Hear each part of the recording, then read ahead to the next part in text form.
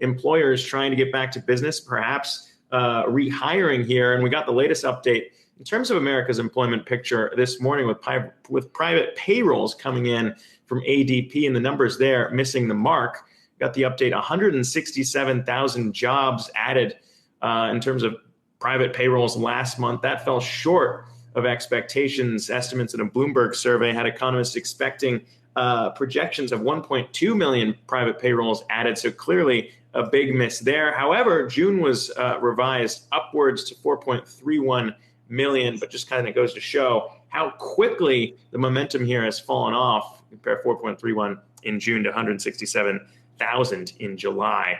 Of course, we're also going to get that update on Friday. The government jobs report forecasted to show payrolls increasing 1.5 million in July. Again, a pretty noted tick down from June after we got that 4.8 million surprise back then.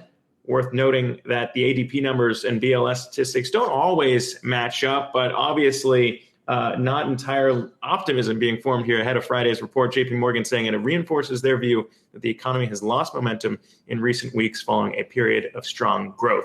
So all that being said, it makes the current discussions in Washington, D.C. much more impactful. And for more on where Republicans and Democrats are at in terms of that next wave of stimulus, including what seems to be agreed upon $1,200 stimulus checks for Americans who qualify, what more could be added on top of that? Here to discuss is Terry Haines, Pangaea Policy founder. And Terry, it's good to see you again. Right now, it sounds like we are going to get our third straight meeting between top Democrats and Republicans here to discuss what could come.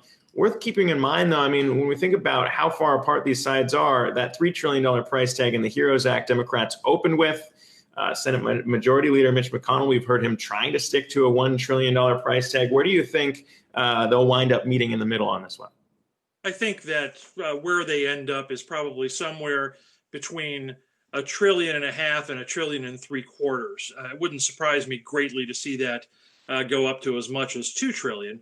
But Republicans have been, their opening bid was to try to keep the numbers down as much as possible. And while the Democrats in the House did what the House always does, regardless of which party's in the majority, you overreach. You set your bar as high as you can, knowing you're going to have to walk back when you're negotiating with the Senate and the White House. And I think that's what they're doing. But there seems to be a policy, political, and economic consensus that $1.5 trillion is what's needed in order to have a good, meaningful phase 4. And you could probably expect Washington, being Washington, to plus it up a little bit. But that's where the number is right now.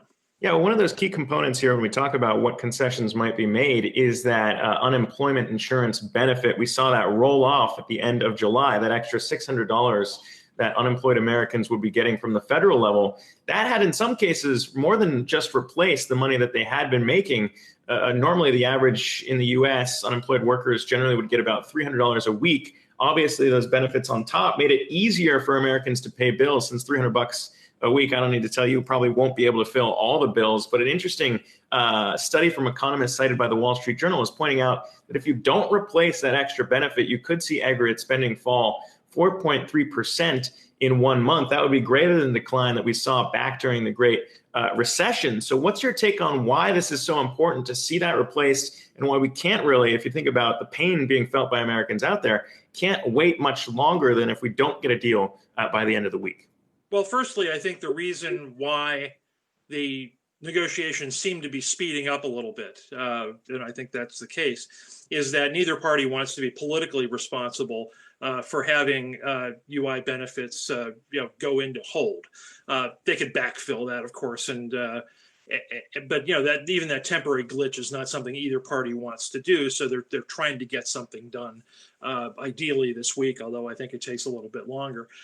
Secondly, there's the usual difference of opinion between economists sitting in ivory towers and people out on the street. And if you talk to a lot of small business people, as a practical effect, as a practical matter, they're having a hard time getting people with a $600 a week unemployment. So they'd really like to. What both parties will probably end up doing is doing a little less, probably $400 to $500, extending it more. There have been discussions about possibly stair-stepping it down over time when the unemployment rate goes down. That's a really good idea in theory, but in practice, it seems very difficult to implement. So that might fall by the wayside in the end.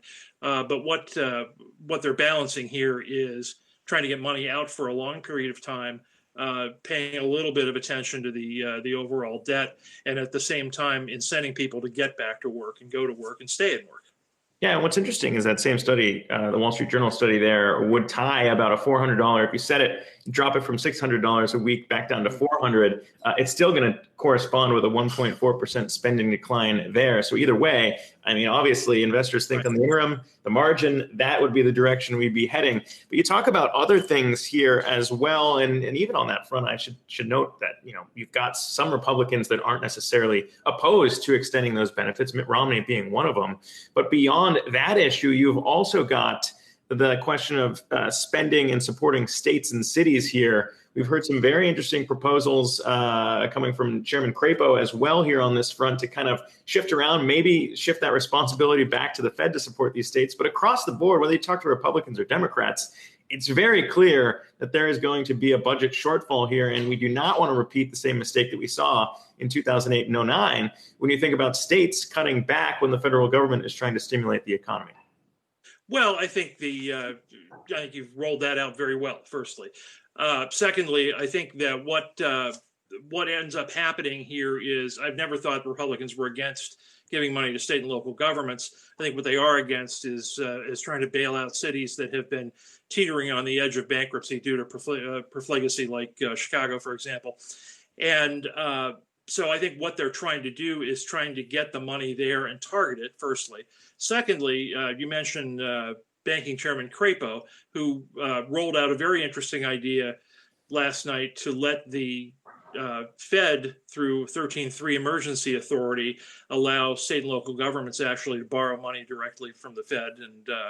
And that indicates a couple of things. One is that Republicans are trying to come up with creative ways to allow cities and states to access borrowing authority. And secondly, it shows you that Republicans aren't opposed to getting money out there to help what needs to be helped. So, both sides here are moving towards accommodation and agreement.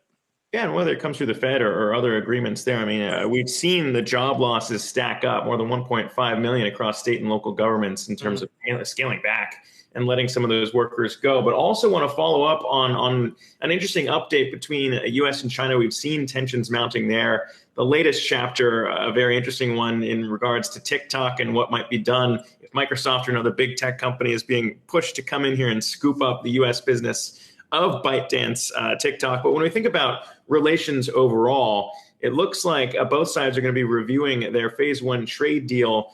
Mid-August, we're going to see Chinese Vice Premier Liu He and Trade Representative Robert Lighthizer coming together around August 15th to talk about what's happened with that phase one deal and whether or not both sides have been sticking to it. I don't think it'd be a stretch to say so far China has not necessarily held up 100% their side of the bargain. So what's your take on what that meeting might signal for U.S.-China tensions and what we should expect from it? I think that markets should understand that it's a good thing, that it's market positive. Meetings of all kinds were built into the phase one agreement. So it doesn't surprise me greatly, including lower level meetings happening with some frequency. So it doesn't surprise me greatly that there would be a high level meeting in this case between the Vice Premier Liu He and USTR Lighthizer. And I think that's a good thing. It signals that the U.S. and China are considering, firstly, that the agreement is serious. Secondly, despite disappointments on both sides, whether it be the U.S. disappointment with the amount and level of purchases, as you say, or China's vexation with other things that the United States has been doing, sanctions relating to the plight of the Uyghurs, to Hong Kong, actions around the South China Sea, TikTok, Huawei, and others, that both sides' interests remain solidly focused on trying to make this agreement work as much as it possibly can. Yeah. I don't think either side is going to be interested in walking away from it anytime soon, and so market should take this meeting as a signal of that more than anything else. Yeah, and China's ByteDance has come out and said, I wouldn't put too much faith in that 45-day timeline that President Trump's pushing for here. But all of this very interesting to see play out, considering a lot of the concerns when we started this whole U.S.-China trade deal were around forced technology transfers and U.S. companies having to give up their code to operate in China. And now we're seeing national security concerns spark a deal here for a big tech firm to take over a Chinese company. But very interesting. I'll leave that there. Terry Haines, Pangaea Policy Founder, always appreciate getting your thoughts. Thanks again for joining us. Thanks very much, Zach.